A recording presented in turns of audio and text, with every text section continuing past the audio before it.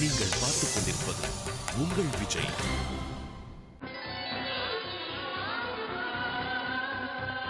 ஆன்மீக யாத்திரையை ஒரு பயணமாக மட்டும் பார்க்க முடியாது. அது ஒரு மிகப்பெரிய அனுபவம். ஆன்மீகம் குறித்த தேடலும் அது குறித்த தீராத நாட்டமும் இல்லாதவர்களால் இப்படிப்பட்ட யாத்திரையை மேற்கொள்ளவே முடியாது. உலகத்தினுடைய மிகச்சிறந்த ஆன்மீக தலங்கள், ஆன்மீக இடங்கள் அப்படின்னு சொல்லப்படக்கூடிய எல்லா இடங்களுக்குமே பயணித்தல் என்பது மிகவும் சிரமமான, வசதிகளற்ற, ஆபத்தான விஷயமாகவே இருக்கு. அது பாபாஜி குகையாக இருந்தாலும் சரி, அமர்நாத் யாத்திரையாக இருந்தாலும் சரி, கைலாஷ் மான்சரோவராக இருந்தாலும் சரி.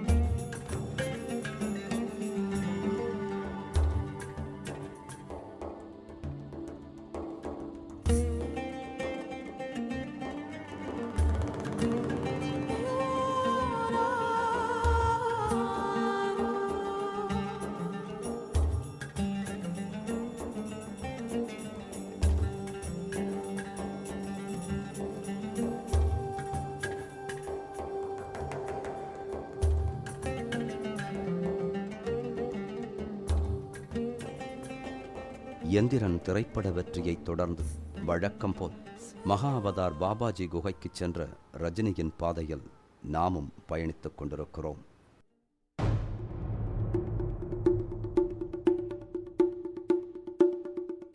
ரிஷிகேஷில் சில தினங்கள் தங்கியிருந்த சூப்பர் ஸ்டார் பாபாவின் குகையை நோக்கிய பயணத்தின் அடுத்த புள்ளியை நோக்கி புறப்படுகிறார்.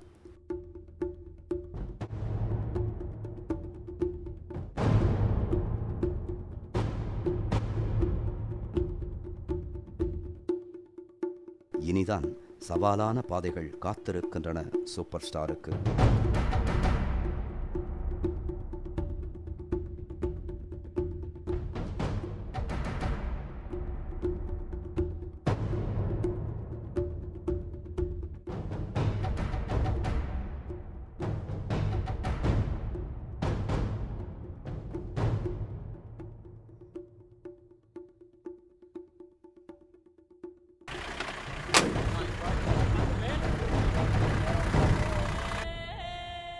நாம் முன்பு போயிருந்த போது ஏற்பட்ட த்ரில்லான அனுபவங்கள் மறந்து போய்விடவில்லை.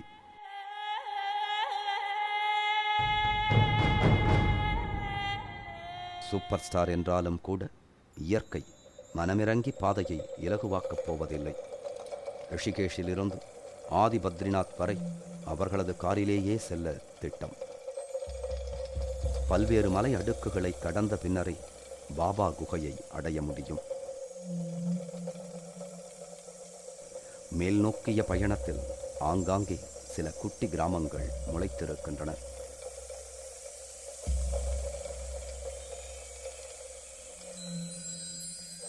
நகரத்து மக்களிடமிருந்து சம்பந்தமே இல்லாமல் இருக்கிறார்கள் அந்த கிராமத்து வாசிகள். 2 வீடுகளை கொண்ட கிராமங்கள் கூட இங்கே இருக்கின்றன.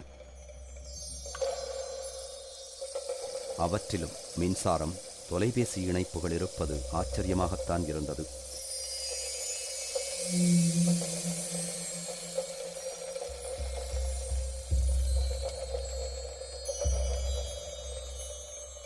யாத்ரீகர்களுக்காக சாலைகள் அவ்வப்போது சரி செய்யப்பட்டுக் கொண்டே இருக்கின்றன.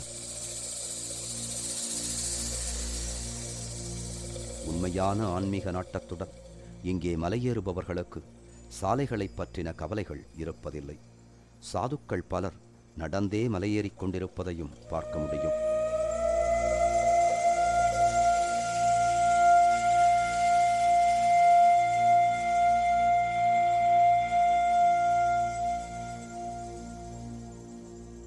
அனைவரும் பாபாஜியின் குகைகளுக்கு போகவில்லை. இமயமலை மேல் பல ஆன்மீகம் சார்ந்த இடங்கள் இருக்கின்றன. அவரவருக்கான தேடல் எங்கு இருக்கிறதோ அதை நோக்கி முன்னேறிக் கொண்டிருக்கிறார்கள்.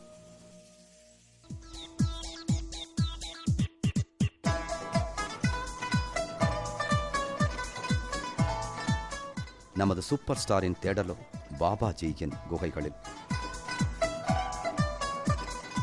முதல் முறை சென்றபோது எத்தனை பரவசம் அவருக்கு இருந்ததோ அந்த அளவில் சிறிது கூட இந்த முறை குறையவில்லை.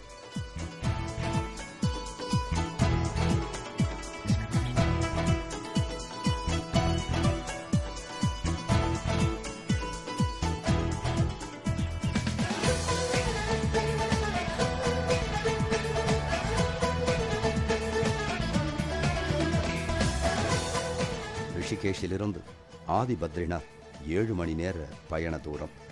ஆங்காங்கே நிறுத்தி நிறுத்தி செல்வதால் இன்னும் தாமதமாகலாம்.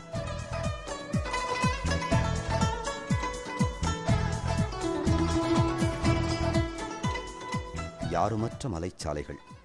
சூப்பர் ஸ்டாரை சூழ்ந்து கொள்ள ரசிகர் கூட்டம் இல்லை. ஆட்டோகிராஃப் கேட்க ரசிகைகள் இல்லை.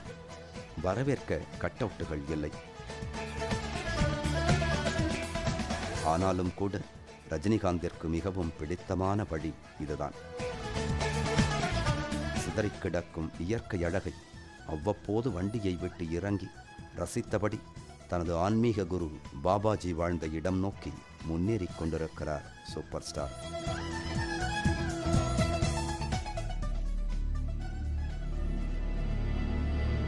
சரிவான மலைப்பாதை என்பதால் நிலச்சரிவுகள் ஏற்படும் வாய்ப்புகள் அதிகம்.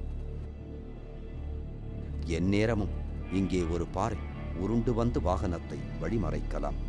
பலமுறை இவ்வழியை கடந்து சென்றிருக்கும் சூப்பர் ஸ்டாருக்கும் இது தெரியும்.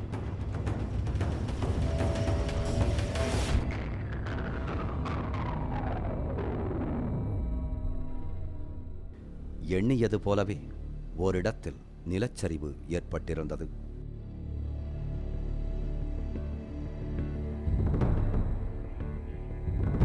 சில மணி நேரங்களுக்கு முன் சென்ற வாகனம் ஒன்று நிலச்சரிவால் சேதமடைந்ததாக அங்கே நின்றிருந்தவர்கள் கூறினார்கள்.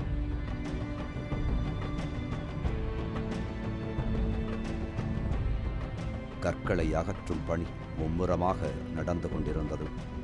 சில மணி நேரங்கள் ரஜினியும் அவரது நண்பர் ஹரியும் அங்கேயே காத்திருந்தனர்.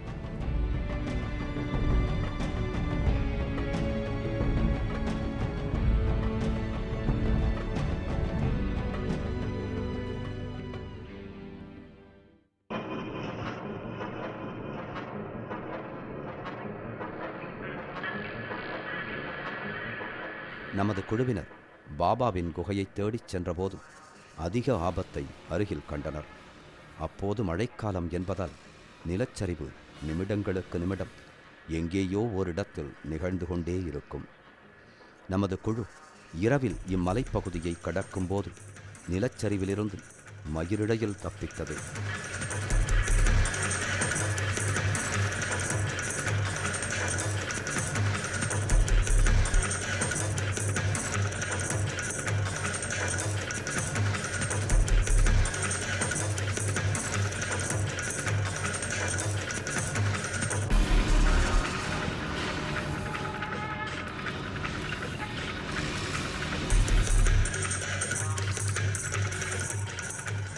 ஓர் இரவு முழுவதும் அங்கேயே இருந்து மறுநாள் சாலை சீரமைக்கப்பட்டவுடன் முன்னேறிச் சென்றது.